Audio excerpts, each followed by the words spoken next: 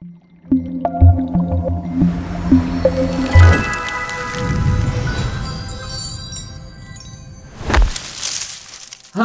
welcome to YouTube channel Siap Jadi ASN.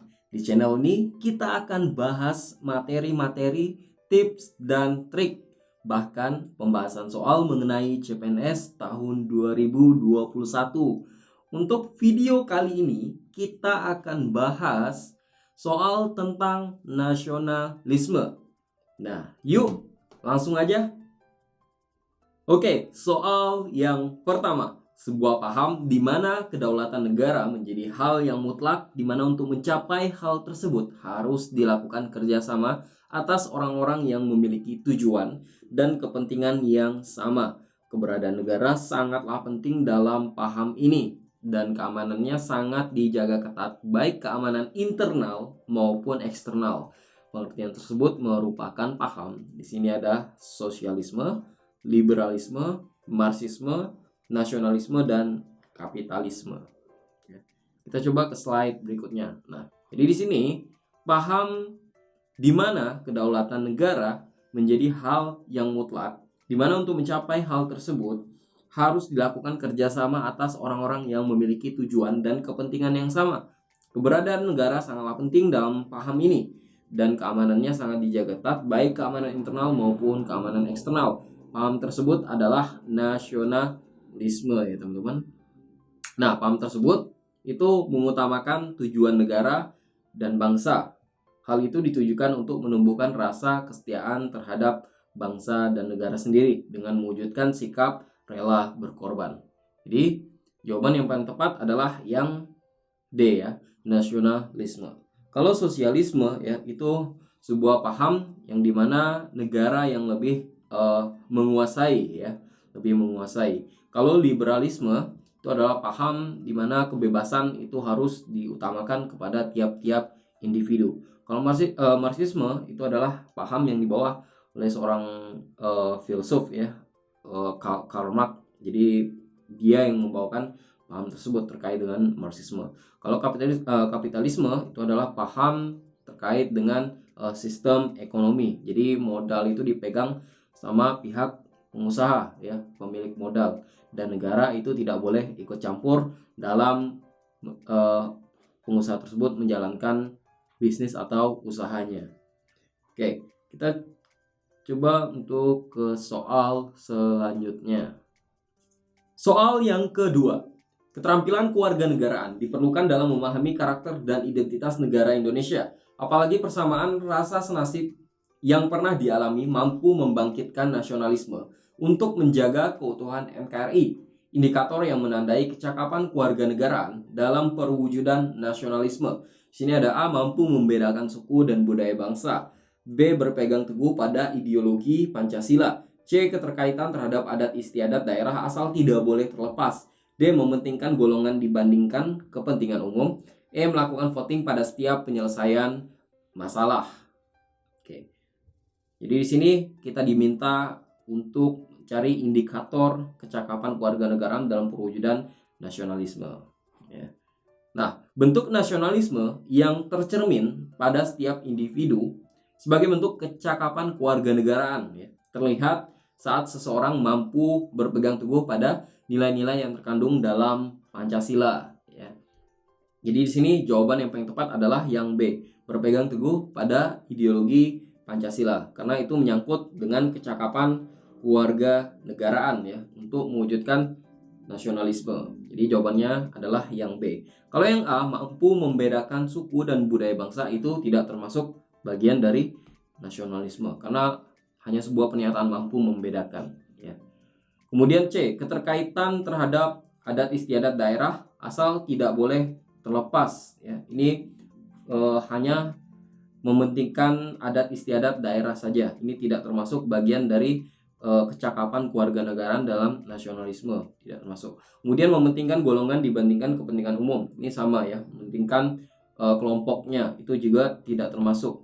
Kemudian melakukan voting pada setiap penyelesaian masalah. Ini tidak termasuk dalam nasionalisme, tapi lebih kepada musyawarah ya pada sila keempat. Jadi jawaban yang paling tepat adalah yang B, berpegang teguh pada ideologi Pancasila. Kita lanjut ke soal berikutnya. Soal yang ketiga. Patriotisme merupakan tindakan dan sikap kita dalam memperjuangkan segenap jiwa dan raga kita demi mempertahankan kedaulatan negara. Di bawah ini yang merupakan tindakan kita sehari-hari terkait dengan patriotisme adalah: A. Membantu ibu di rumah. B. Ikut sukarela menjaga keamanan dalam kegiatan ronda malam. Kemudian C. Menghargai pendapat teman di kelas. D. Memperjuangkan hak dan kewajiban sebagai warga negara. E. Ikut serta dalam melaksanakan pemilu. Ya. Jadi di sini kita diminta berupa tindakan dalam kegiatan sehari-hari terkait dengan patriotisme. Patriotisme itu adalah perwujudan dari rela berkorban.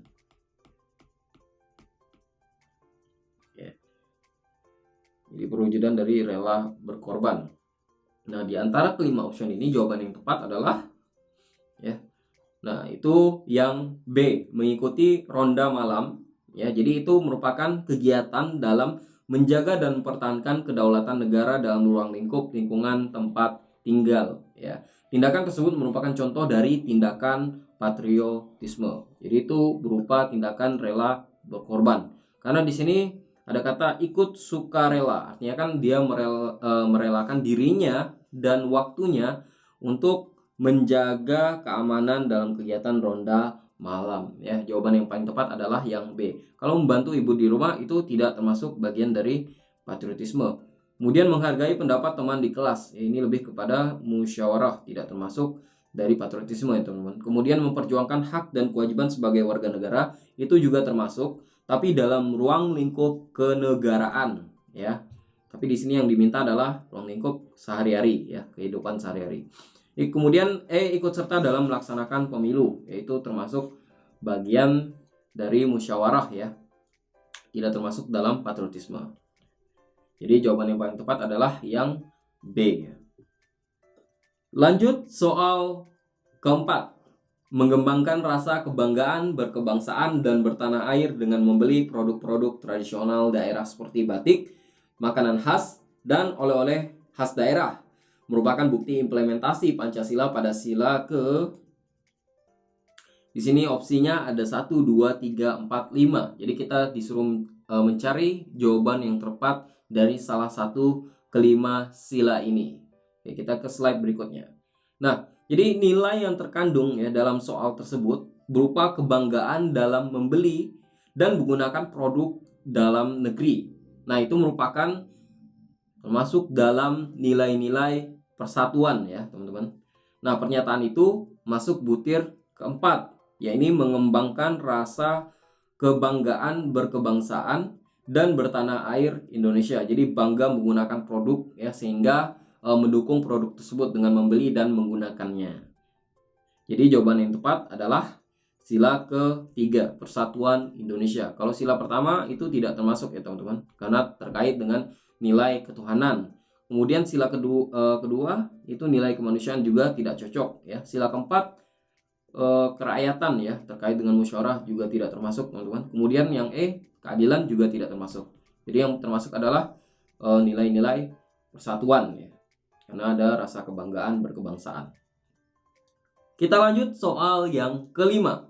Nasionalisme merupakan paham di mana kedaulatan negara menjadi hal yang mutlak, di mana untuk mencapai hal tersebut harus dilakukan kerjasama atas orang-orang yang memiliki tujuan dan kepentingan yang sama.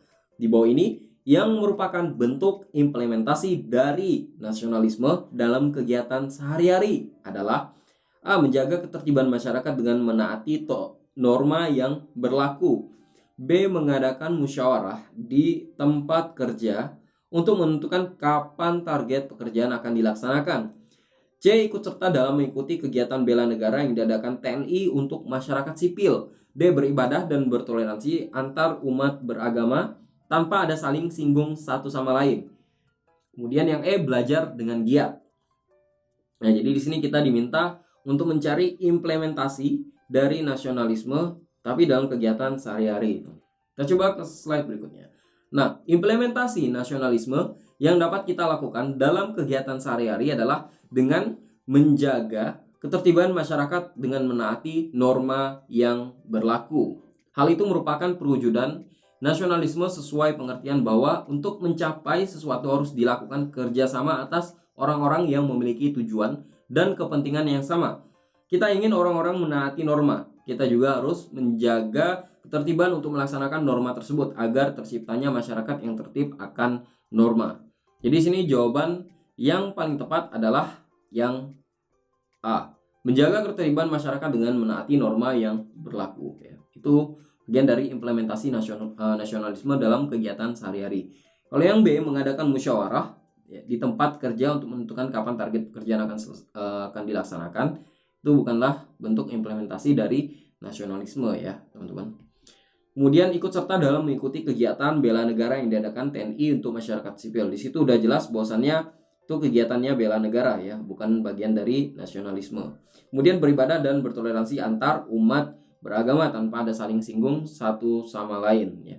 Itu nilai-nilai ketuhanan ya. Jadi tidak termasuk dalam nasionalisme. Kemudian belajar dengan giat. Ya, belajar dengan giat itu contoh dari pembangunan kemerdekaan yang dapat kita lakukan saat ini. Ya. Jadi ini tidak termasuk dalam nasionalisme. Jadi jawaban yang paling tepat adalah yang A. Menjaga ketertiban masyarakat dengan menaati norma yang berlaku. Kita lanjut soal yang ke-6. Upaya yang dapat dilakukan saat ini untuk melestarikan semangat juang kemerdekaan 1945 dan nasionalisme di era pembangunan adalah A. Memiliki tabungan yang banyak agar tidak kekurangan di masa mendatang. B. Melatih kemampuan untuk menghadapi musuh. C. Menyiapkan rencana dalam menghadapi perubahan di masa mendatang. D. Menjaga kesehatan tubuh jika dibutuhkan negara setiap saat. E. Belajar dengan gigi agar mendapat kemampuan yang maksimal ya. Jadi di sini kita diminta untuk mencari upaya dalam melestarikan semangat juang kemerdekaan 1945 dan nasionalisme di era pembangunan, teman-teman. Di antara kelima option ini jawaban yang tepat kira-kira yang mana nih, teman-teman? Kita coba ke slide berikutnya. Nah, perwujudan semangat juang kemerdekaan dan nasionalisme di era pembangunan saat ini yang bisa kita lakukan adalah belajar dengan gigih agar mendapat kemampuan yang maksimal. Hal itu merupakan perwujudan dari semangat yang berkesinambungan ya. Artinya secara terus-menerus dalam mewujudkan pembangunan dalam kemerdekaan ya. Jadi jawaban yang paling tepat adalah yang E, belajar dengan gigi agar mendapat kemampuan yang maksimal ya. Itu merupakan semangat juang kemerdekaan serta nasionalisme di era pembangunan. Kalau yang A, memiliki tabungan yang banyak agar tidak kekurangan di masa mendatang, itu bukan termasuk dalam semangat juang kemerdekaan. Itu lebih ke arah persiapan diri ya untuk masa depan, jadi tidak termasuk. Kemudian B, melatih kemampuan untuk menghadapi musuh. Ini juga tidak termasuk, teman-teman, karena ini berlaku ketika di peperangan ya, bukan di era pembangunan. C, menyiapkan rencana dalam menghadapi perubahan di masa mendatang. Ini juga sama, tidak termasuk ya. Kemudian menjaga kesehatan tubuh jika dibutuhkan negara setiap saat. Nah, ini juga tidak termasuk, teman-teman ya. Ini bagian dari bela negara ya. Di jawaban yang paling tepat adalah yang E, belajar dengan gigi agar mendapat kemampuan yang maksimal. Kita lanjut ke soal berikutnya. Soal yang ke-7.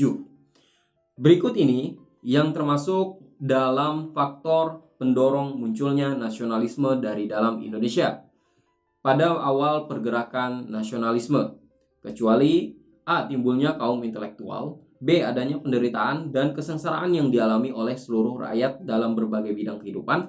C, pengaruh golongan peranakan. D, adanya keinginan untuk melepaskan diri dari imperialisme. E, munculnya ideologi baru. Jadi di sini kita diminta faktor pendorong munculnya nasionalisme dari luar ya, karena di sini kecuali ya. Jadi yang bukan dari dalam, berarti yang dari luar yang diminta. Di antara kelima option ini yang paling tepat yang mana nih, teman-teman? Kita coba ke slide berikutnya dulu. Nah, faktor timbulnya nasionalisme dari dalam Indonesia ya, di antaranya timbulnya kembali golongan pertengahan dan kaum pelajar, Kemudian yang kedua, adanya penderitaan dan kesengsaraan yang dialami oleh seluruh rakyat dalam berbagai bidang kehidupan. Kemudian adanya pengaruh golongan peranakan ya. Kemudian adanya keinginan untuk melepaskan diri dari imperialisme. Jadi yang bukan itu adalah yang E, munculnya ideologi baru. Nah, munculnya ideologi baru ini merupakan faktor dari luar ya, dari luar Indonesia, timbulnya nasionalisme, yakni berupa paham-paham modern dari Eropa seperti liberalisme, humanisme, nasionalisme, dan komunisme. Jadi jawaban yang paling tepat adalah yang E. Sedangkan yang lain ini adalah faktor dari dalam ya teman-teman. Jadi jawaban yang tepat adalah yang E. Oke, buat teman-teman semangat terus ya. Nah, itulah tadi soal tentang nasionalisme. Jangan lupa like, subscribe, dan komen YouTube channel Siap Jadi SN. Follow IG dan TikToknya Siap Jadi SN untuk tahu info terupdate seputar CSN 2021. Kalau begitu, sampai jumpa di video selanjutnya. Bye-bye.